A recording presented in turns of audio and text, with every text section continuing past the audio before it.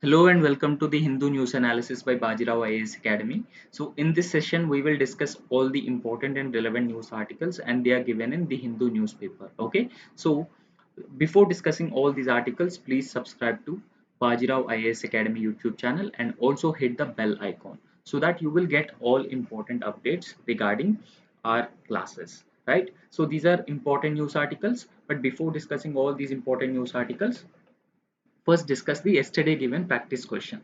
So the question is the Constitution 73rd Amendment Act 1992, that this was passed in the year 1992, which aims at promoting the Panchayati Raj institutions in the country, and it provides for which of the following.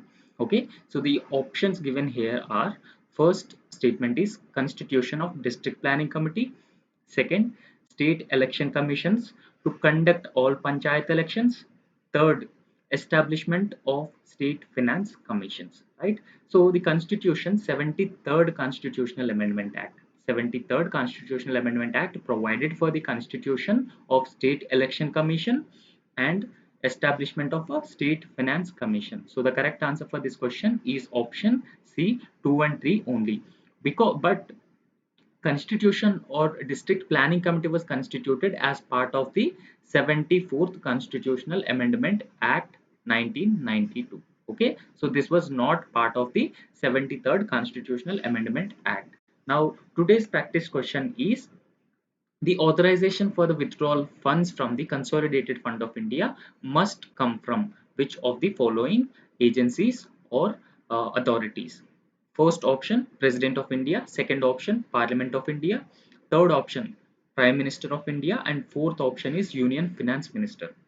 See, this question is very simple. So please try and answer this question, and also comment the correct answer in the comment section. Okay, so these are the list of important news articles for today's discussion. So the first article is lack of teachers in higher education. Now in India, higher education holds a very significant position. Okay, so whether it is with respect to research development, skill development activities, and providing highly skilled human resources to overall sustain economic growth, the skilled higher education plays a very crucial and very important role. Now there is a lack of teachers has been plaguing the higher education in India. Second article is understanding the violence faced by healthcare professionals in India. And third article, Northeast gets its first Vande Bharat Express. We will also discuss this, even though it is not new because several areas are already connected with the Vande Bharat Express. But this is the first time that Northeastern India is connected with the Vande Bharat Express facilities. So despite Northeastern India lack infrastructure, railway infrastructure to connect all the capitals, or there is no significant railway infrastructure in all the states, it is very important to improve the connectivity in the northeastern region. So because of this backdrop, we will discuss this. And the fourth article is ISRO's GSLV rocket takes navigation satellite into the transfer orbit successfully. Now, what is a GSLV and what is a navigation satellite? UPSC also asked a question in the year 2023 prelims examination, that which of the following countries have its own navigation system. Okay, so in this, because of this relevance of this this news article, we will discuss what is GSLV and the navigation system, because we already have our own indigenous navigation system, NAVIC. Okay, so next article is United Nations peacekeeping mission and India to train a woman of Asian organization. Right, so India is one of the largest contributor to United Nations peacekeeping force. So in this backdrop, we will discuss this, and we will also discuss growing India and Asian organization convergence in various disciplines. The next article is Comptroller and Auditor General of India, so voted in as a WHO auditor for second term. This is also very significant. We will, for any examination other than UPSC, they may ask a question that which of the following elected as a auditor of WHO for the second term. And the last article is Srivatsava sworn in as a Central Vigilance Commissioner. So Praveen Kumar Srivatsava sworn in as a CVC of India. So in this context also we will understand how the appointment of CVC is actually done, and what are the powers of Central Vigilance Commission, right? So the first article is about lack of teachers in higher education in India, right?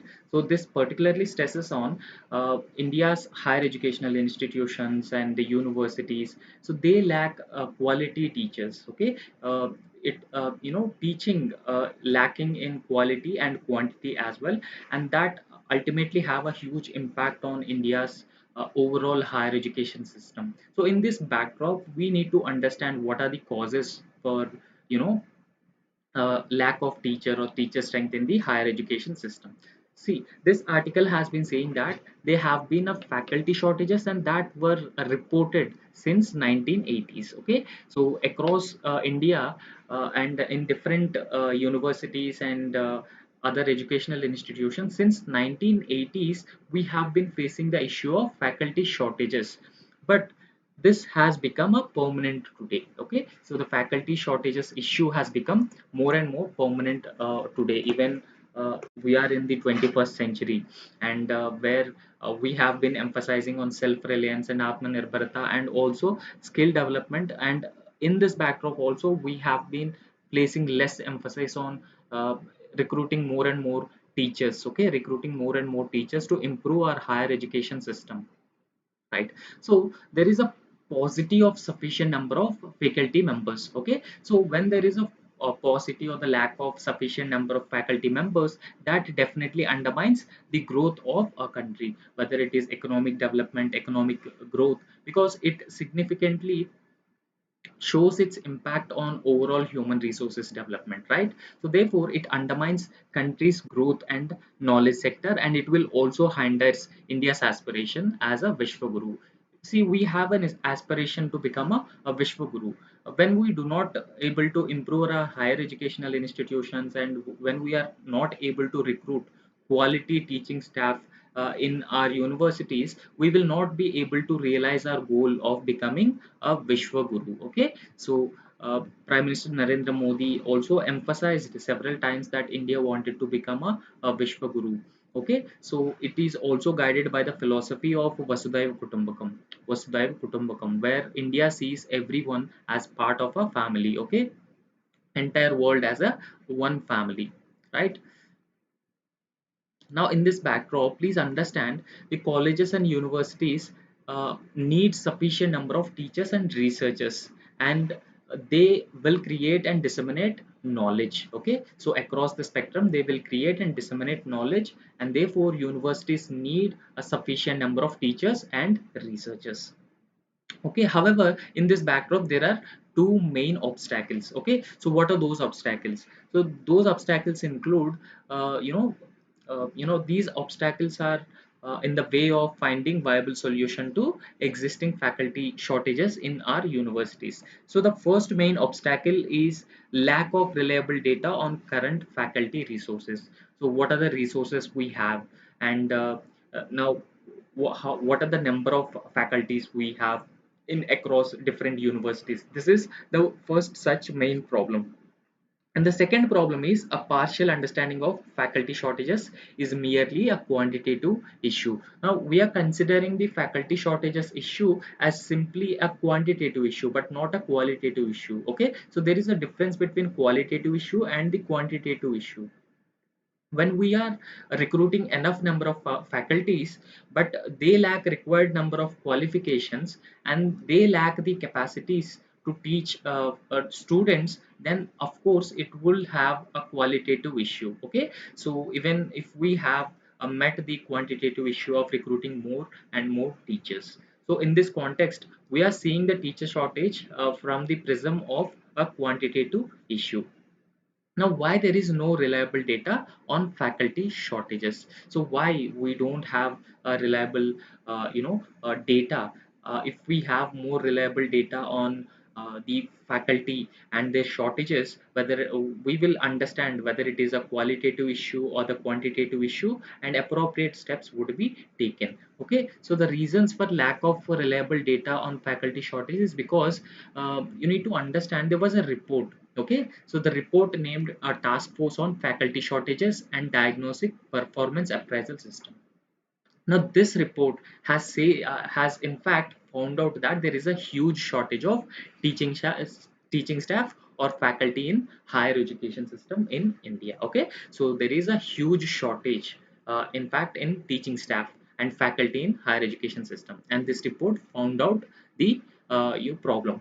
And secondly, the report also called for a proper standing mechanism. Okay, so this mechanism will monitor the overall size and the quality of the faculty resources and for the data of faculty members. Okay, when we have such a standing mechanism, that will help us monitor the size and the quality of faculty resources, and whatever data we will get, or whatever data we will have on these faculty members can be made available on the respective websites of the academic institutions. Okay, so this way we will get a proper idea about the faculty members, their qualifications, when they were recruited.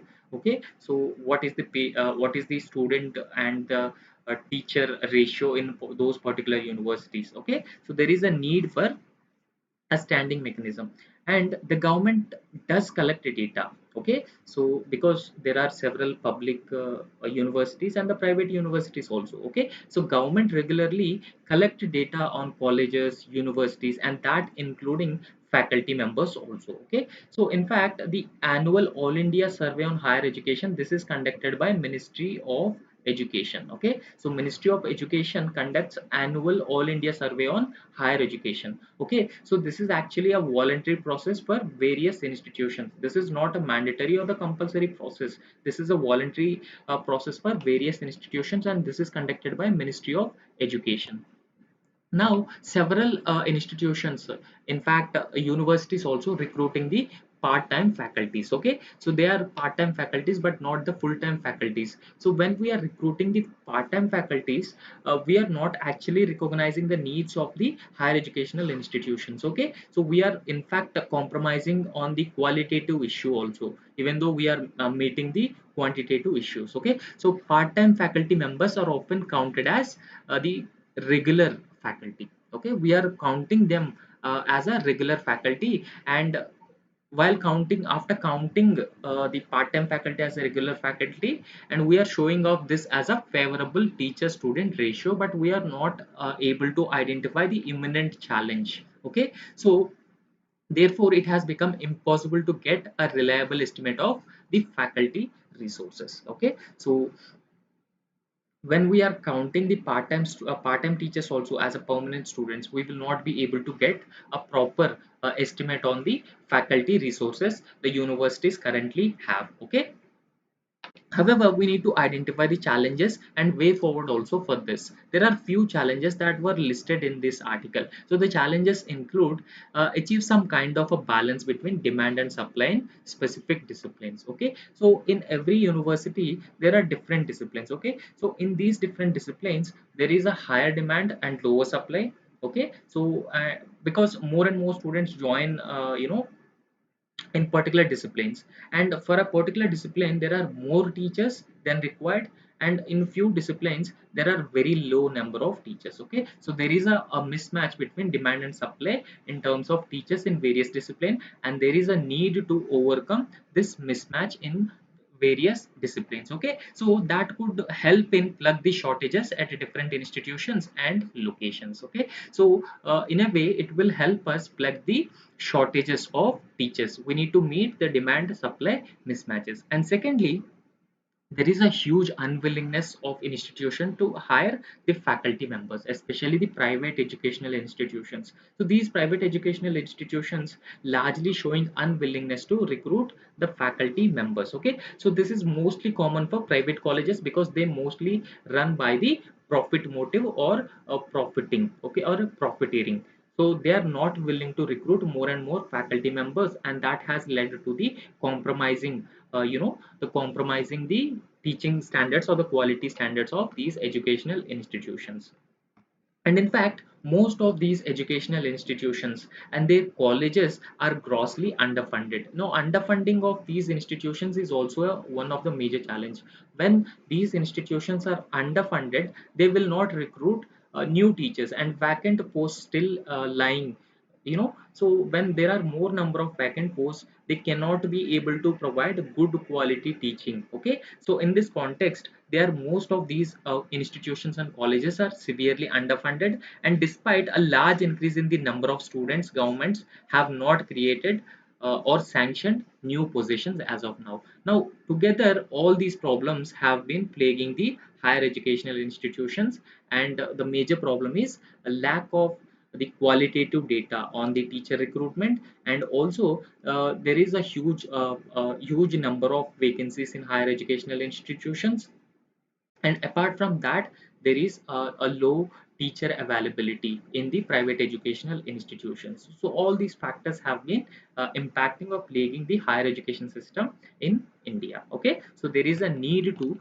balance this gap, demand and supply gap, and there is a need to recruit more and more teachers in our higher education system. Okay, so the next article is with respect to understanding violence faced by the healthcare professionals. Okay, so we very often come across news articles that healthcare professionals during COVID-19 pandemic, they were they face violence from the family members of the victims of the COVID-19 pandemic, and not just during the COVID-19 pandemic, but in several instances, the aggrieved or the relatives of the patients often attack the healthcare professionals, and this will pose a significant healthcare risk. Okay, when these incidents are increasing, then the healthcare professionals are not ready to serve in particular pockets. Okay, so that will cause a huge healthcare related problem across different parts of a country.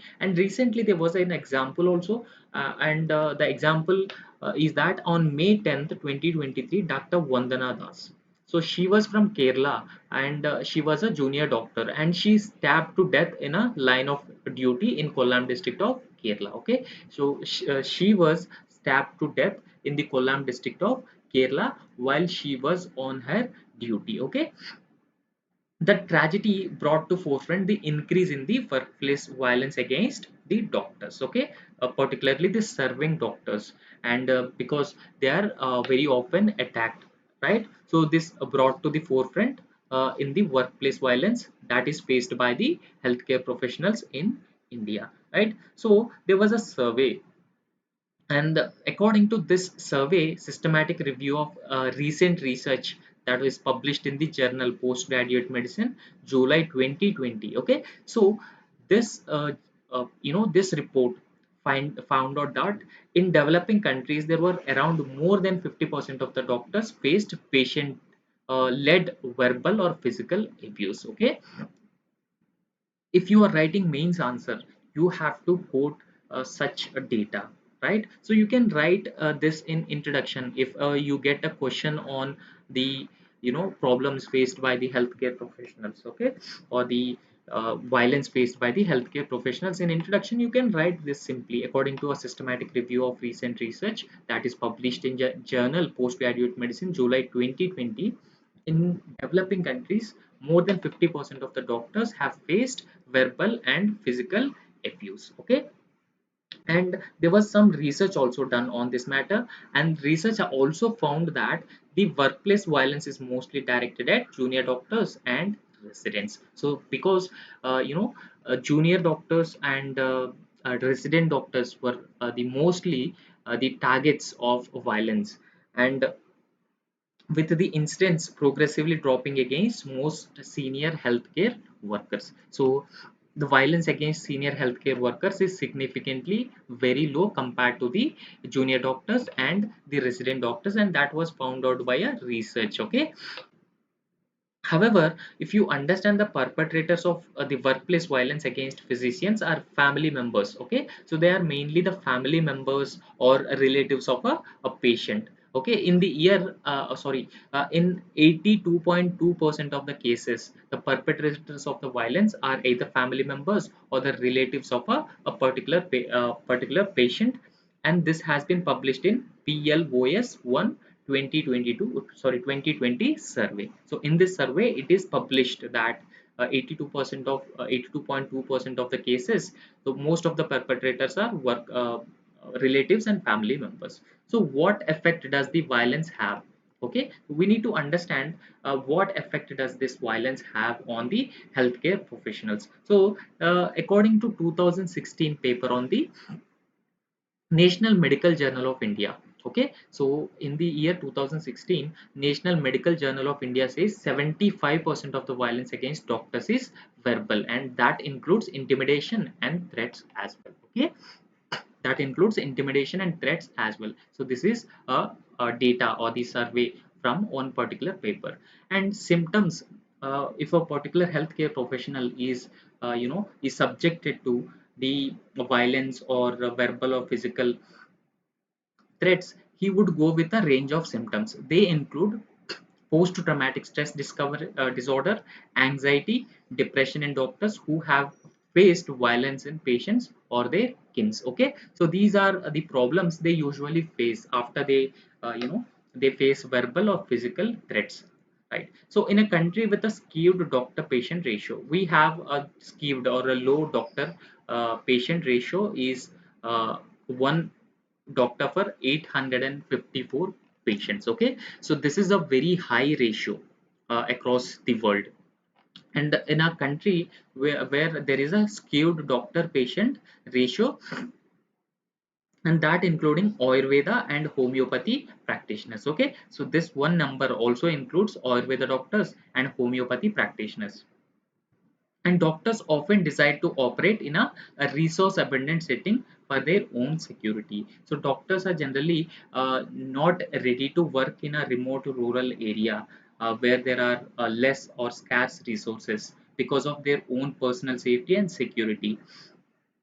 And this has to be this trend has to be changed. And when doctors are not ready to work in all the areas across the country, that will have a huge impact on the rural healthcare system. Okay, so that will have a significant impact on the rural healthcare system. Now, why healthcare workers face violence? We need to understand what are the major causes why healthcare workers face violence in this respect. Okay, so very often patients or their relatives turn to violence because the healthcare system hasn't met their expectations.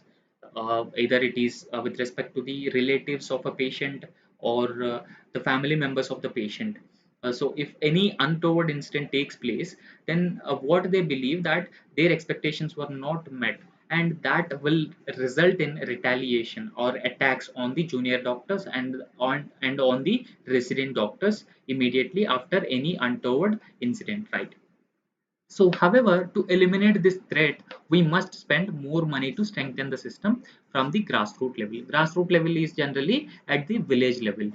We need to you know uh, change the behaviors and attitudes of individuals, and that is very important. Behavioral change and attitudinal change is very important. Okay, so to eliminate this threat, we must spend more and more money to strengthen the grassroots level system, and that includes reducing the long waiting periods for treatment. We need to reduce the long waiting periods for the treatment. So the availability and the accessibility of medicines, tests, and financial aid for those in need will greatly reduce their overall stress. Okay, so instead of leaving them hold their physicians responsible for that, so it says that we need to focus on availability and accessibility of medicines and healthcare professionals and tests and other diagnostic facilities. And if there is any need, financial aid should also be provided. Okay, so this will greatly reduces their overall stress. Okay, so this will release their stress, and this will also avoid them completely dependent on the doctors or the physicians. Okay, so healthcare professionals should also work on, or they need to work on their communication skills, how they are communicating with the patients and the relatives and the family members of the patients.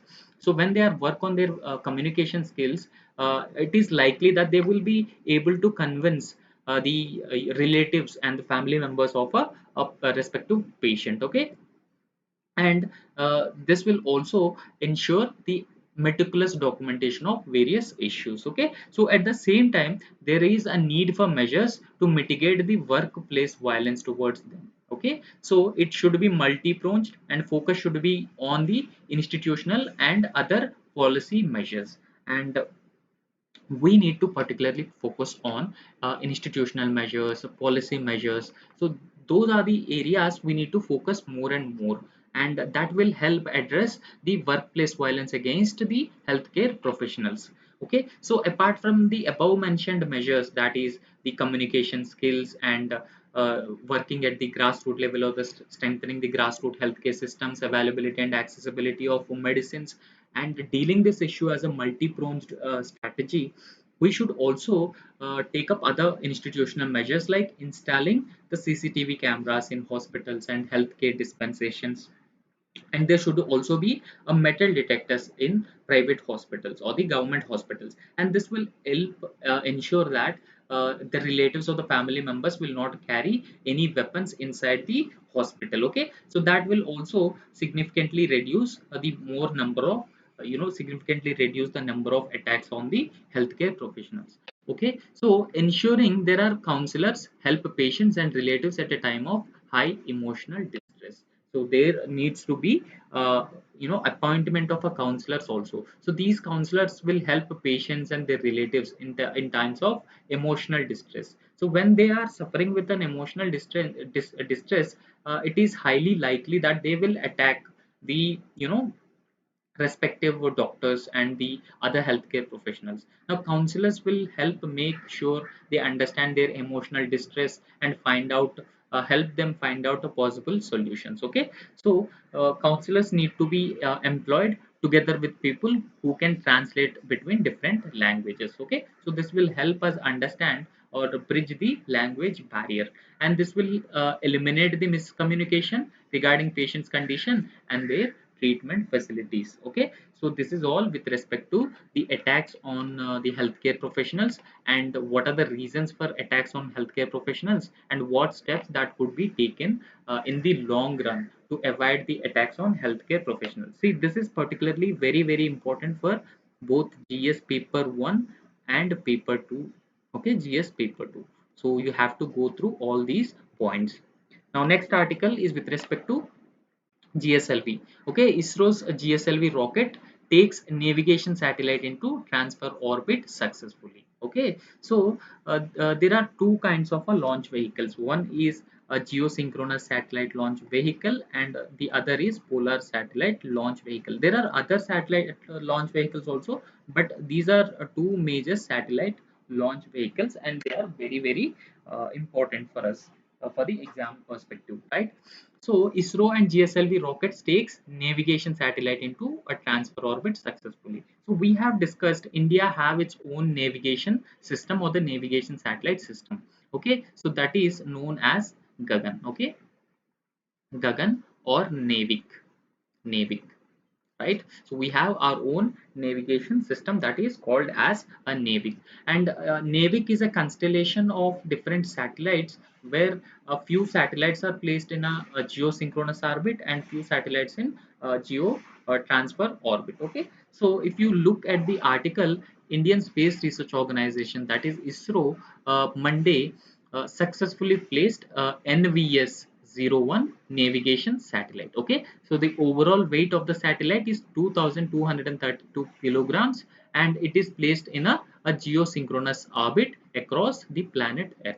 Now, if you look at the satellite's position, the communication satellites are placed around the geosynchronous transfer orbit. Okay, so they appear to be permanently fixed in a particular position, and there is no need for constant tracking of these satellites which are placed in a geosynchronous transfer orbit. Now, apart from this, the NVS-01 carried navigation payloads L1, L5, and S bands also. Okay, so these are different bands of navigation payloads, and that were carried out by NVS-01 satellite.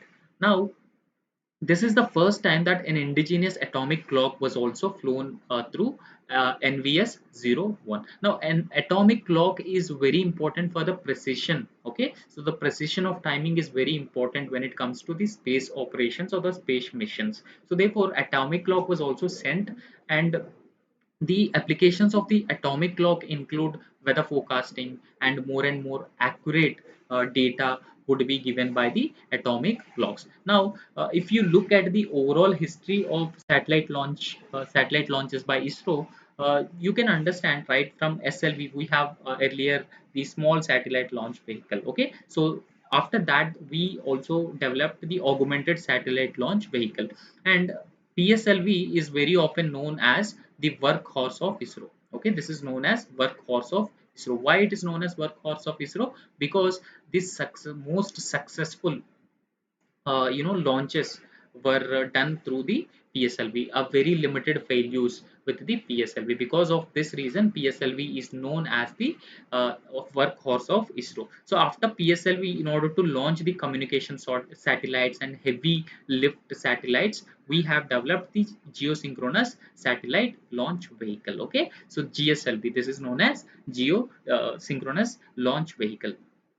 Now, this uses the indigenous cryogenic engine, okay? Indigenous cryogenic engine, and this indigenous cryogenic engine is developed by India indigenously, okay? So, in the indigenous cryogenic engine, what the propellants include two solid boosters and liquid core and cryogenic upper stage are actually the stages in the GSLV. Okay, so after that there was another very heavy lift launch system was also developed by ISRO, and that is known as GSLV Mark III. Okay, so GSLV Mark III will be used for Chandrayaan 2, was used for Chandrayaan 2, and it will also be used for Chandrayaan 3 mission, right?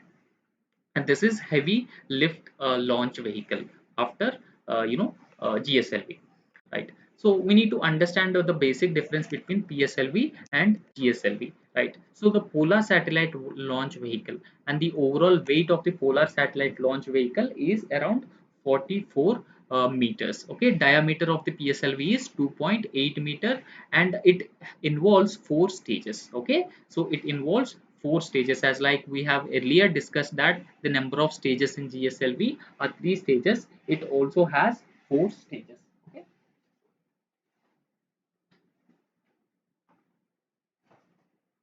Right. So, lift-off mass of the Polar Satellite Launch Vehicle is around 320 tons. Okay, this is the overall lift-off mass of the PSLV, that is Polar Satellite Launch Vehicle.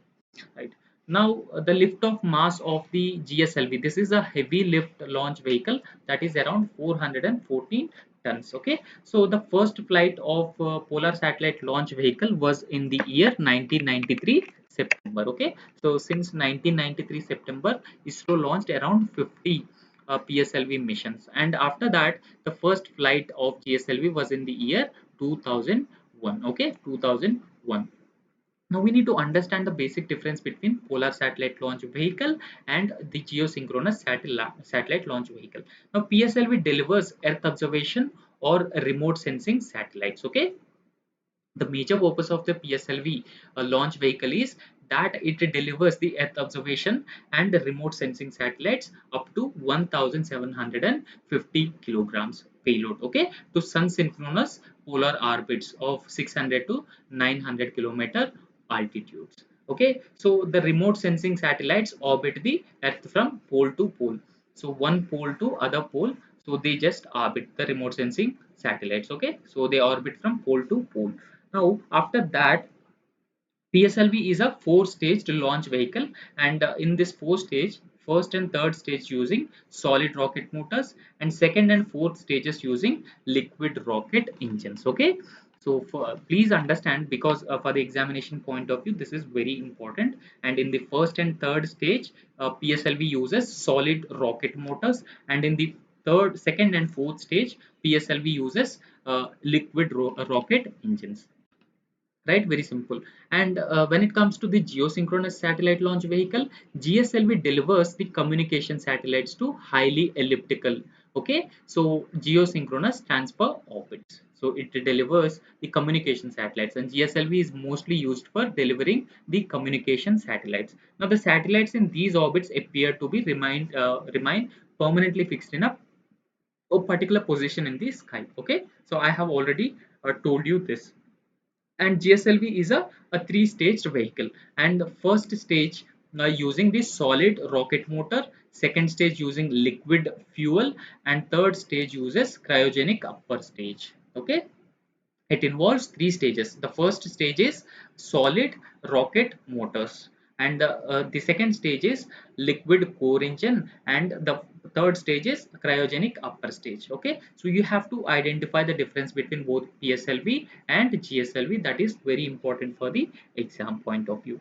Now, next article is Northeast gets its first Vande Bharat Express. Now, why it is significant? It is significant because now, the Vande Bharat Express was also extended to the northeastern region. So, northeastern India, despite having the abundant resources and great potential, its infrastructure has not, it is infrastructure has not fully developed like any other parts of India. One major reason could be the terrain, the difficult terrain is one major reason. However, the government has been making efforts to improve infrastructure across the northeastern India. Okay, improving the connectivity and connecting the northeastern India with the rest of India. So, as part of this, the new Vande Bharat Express was launched, and this new Vande Bharat Express will, you know, the train will connect the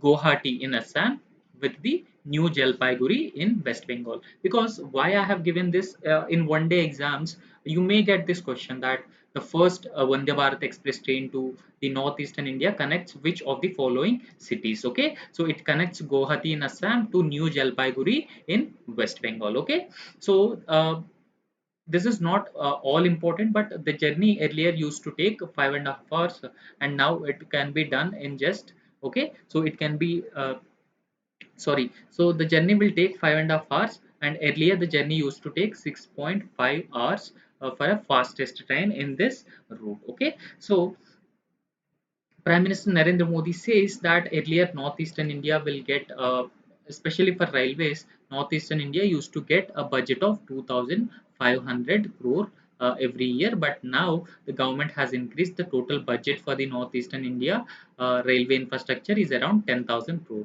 Now, increasing budgetary allocations will help the government to connect more underconnected areas in the northeastern states.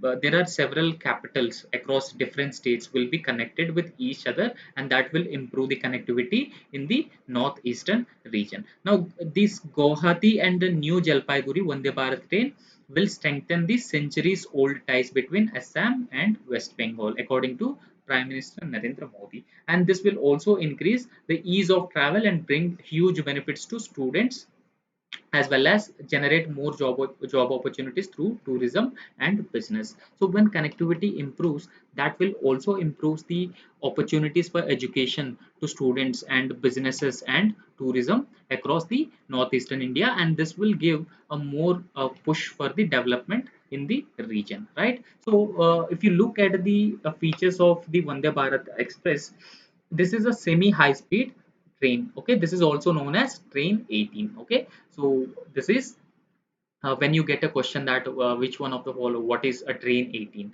right? So Vande Bharat Express is also known as train 18. This is a semi high speed train, and this has been recently rechristened Vande Bharat Express. Then this can run up to 160 km per hour, and this has been developed by Indian Railways. Okay, so this Vande Bharat Express have total 16 air-conditioned coaches, and that includes two executive classes also. And this can support, or this can accommodate 1,128 passengers. Okay, this is the total capacity of the train. Okay, so when it comes to Vande Bharat Express, it is a made in India train, and train 18 was designed and built by the Integral Coach Factory Chennai. So this is very important. Please remember, this was designed and developed by the Integral Coach Factory Chennai under the government Make in India initiative.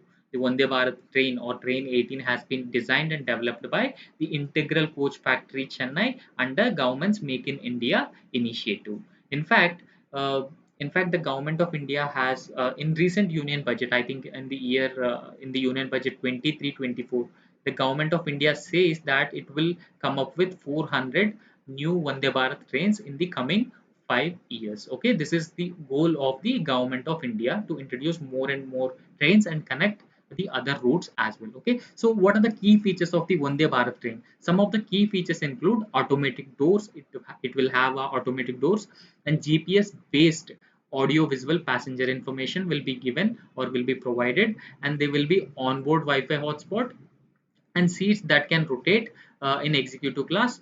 Pantry facilities are also available. The bio vacuum toilets in line with the Swachh Bharat mission, and uh, lastly, dual mode lighting and personalized for each seat, and a regenerative braking system to save power. Okay, so these are some of the key features or the facilities of the Vande Bharat Express. Okay, so you have to remember few points in this because they will help you in your exam. So the next article is with respect to the United Nations peacekeeping mission. Okay, so India is planning to train the women from Asia. So if you remember, India also recently started a full-scale UN Women Peacekeeping Force. Okay, UN Women Peacekeeping Force. So in this context, India has also been training several the Asian women contingent of UN peacekeeping forces. Okay, now, what are a union peacekeeping force? What is a UN peacekeeping force?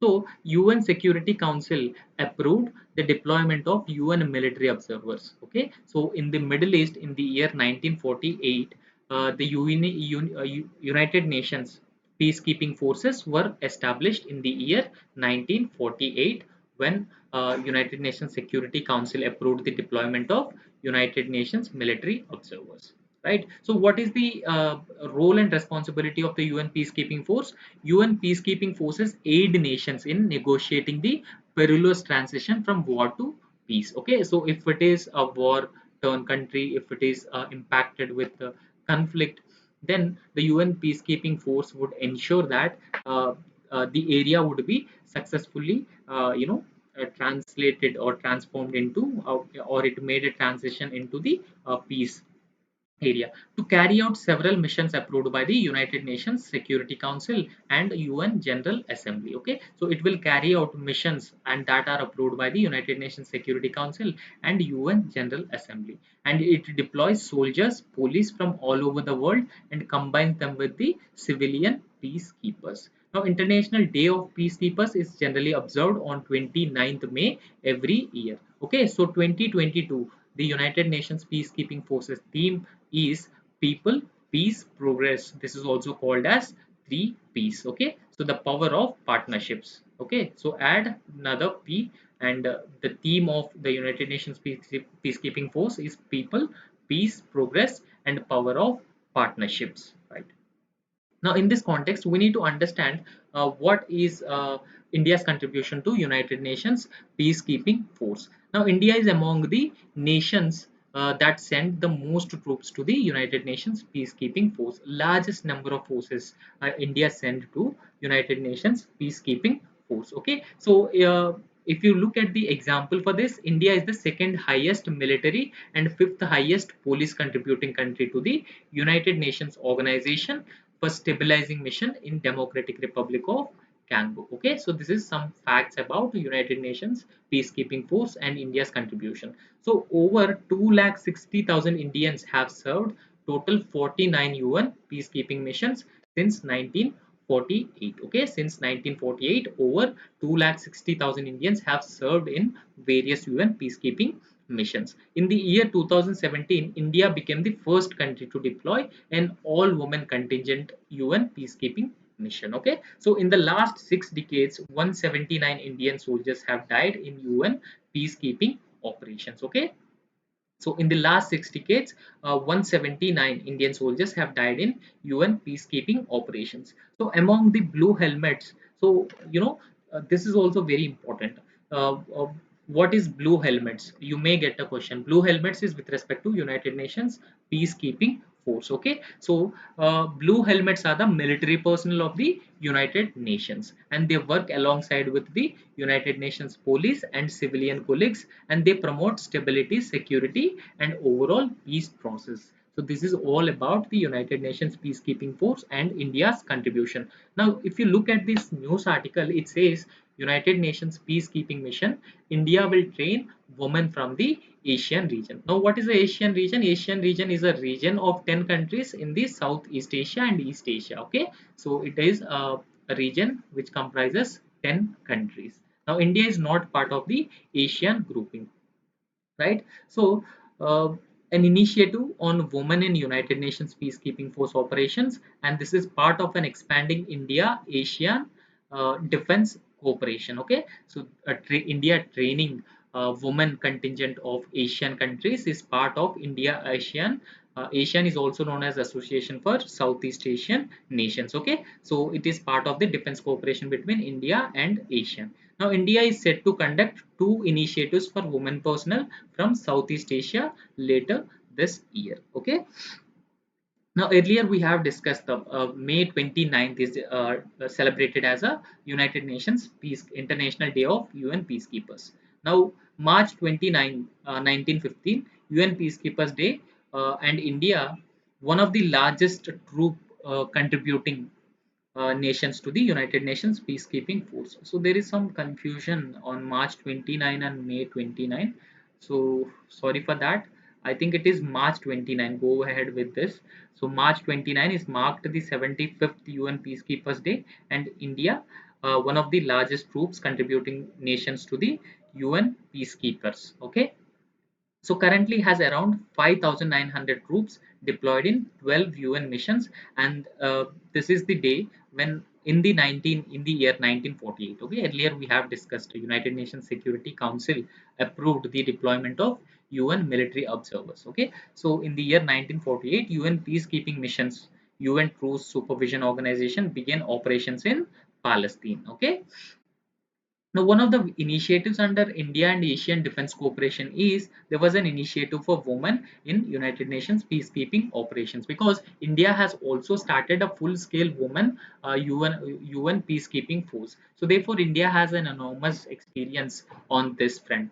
So therefore, India will train the Asian women contingent of United Nations peacekeeping force, and that include conducting a tailor-made courses for women peacekeepers of Asian member states at the center of United Nations peacekeeping in India. Okay, so this will be conducted as a model exercise, and the overall 20 members, okay, overall 20 women contingent or 20 women members will be trained by India. Okay, so two from each member. So total members of Asian grouping is 10 countries, and two from each becomes 20. Okay, so total 20 members will be trained by India as a United Nations peacekeepers. Okay, women peacekeepers. So the next article is Comptroller and Auditor General of India. So Comptroller and Auditor General of India voted in as a WHO auditor for a second term. Okay, so who is a current Comptroller and Auditor General of India? In fact, Article 148 of the Indian Constitution deals with the Comptroller and Auditor General of India. Now, current CAG is Girish Chandra Murmu. Please remember this name. Current Comptroller and Auditor General of India is Girish Chandra Murmu. Now he has been re-elected as an external auditor to the World Health Organization for another 4-year term. So this term is a second term for Girish Chandra Murmu. Okay, so this term from 2024 to 2027. Now the Comptroller and Auditor General of India is already holding the position of an auditor in the WHO since 2019. Okay, so since 2019 he is serving as a auditor in the World Health Organization, external auditor in the World Health Organization, and his term will be extended for the second term. Okay, so he's already working since 2019 to 2023. Now, the re-election of Girish Chandra Murmu as an external auditor of the World Health Organization was actually held on Monday, 76th World Health Assembly. Okay, that was in Geneva. Now, the Comptroller and Auditor General of India was re-elected with an overwhelming majority, because India has been enjoying a huge soft power in different parts of the world, and different countries, in fact, respect India, as an elder brother. Now, so therefore, he re-elected with an overwhelming majority of 114 votes out of 156 votes. Okay, so the first round of voting itself, he elected. So the Comptroller and Auditor General of India is also a member of United Nations Panel on External Auditors. So in the United Nations itself, there are a panel of external auditors and they audit different programs of the United Nations. Now, India's Comptroller and Auditor General of India is also a member of United Nations Panel on External Auditors. Okay, so this is all about the CAD. Now, the next article is with respect to the appointment of Central Vigilance Commissioner. Okay, so Praveen Kumar Srivatsava was sworn in as a Central Vigilance Commissioner, right?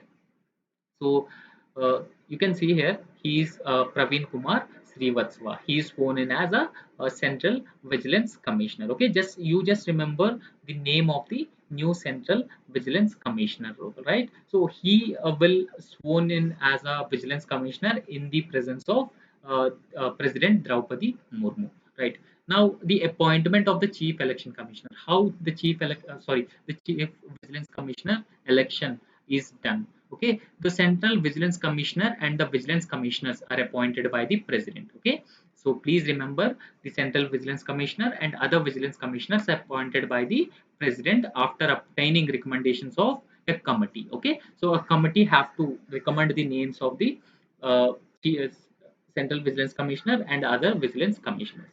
Now, the committee for the recommendation of the names consists of Prime Minister, he is the chairperson, Home Minister, he is a member, and the leader of opposition. Okay, so the leader of opposition in the Lok Sabha, leader of opposition in the Lok Sabha as a member. So you have to remember the members of this committee which recommend the name of the Central Vigilance Commissioners. Next, what is the roles and responsibility of the Central Vigilance Commission? Right. So the Central Vigilance Commission is actually an apex Indian governmental body and that was created in the year 1964. And the primary objective of the Central Vigilance Commission is to address the overall governmental corruption. Okay, so this will address the governmental corruption at the various levels. Now it has a status of an autonomous body. Okay, so it is a status of an autonomous body, and when it is an autonomous body, it will be free from the control of any executive authority, so that charged with the monitoring of all vigilance activity. Okay, so it deal with primarily to deal with the corruption related issues. Okay, so and this is under the central government of India and advising various authorities in central government organizations in planning, executing, reviewing, reforming and their vigilance work. Okay, so it was set up by the government of India in the year 1964. Please remember this. The Central Vigilance Commission was set up in the year 1964 by the government of India on the recommendations of a committee on prevention of corruption, and that was headed by Santanam, and this committee is also known as Santanam Committee.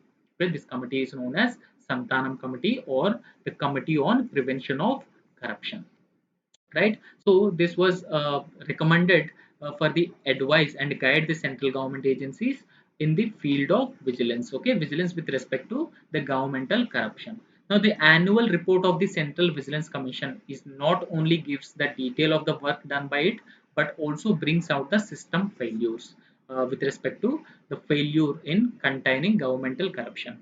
Now, this leads to corruption in various departments and organizations. In case of a system failure, that will also lead to the corruption in various departments and organizations. Okay, the system improvements required, various preventive measures will also be suggested in cases in which commission's advices were ignored, etc. Okay, so for example, commission gives certain advices to government departments and the government agencies. If those advices were ignored, then that will also lead to the corruption at a large scale. So the annual report of the Central Vigilance Commission consists of all these aspects. Okay, so therefore it is very important and significant.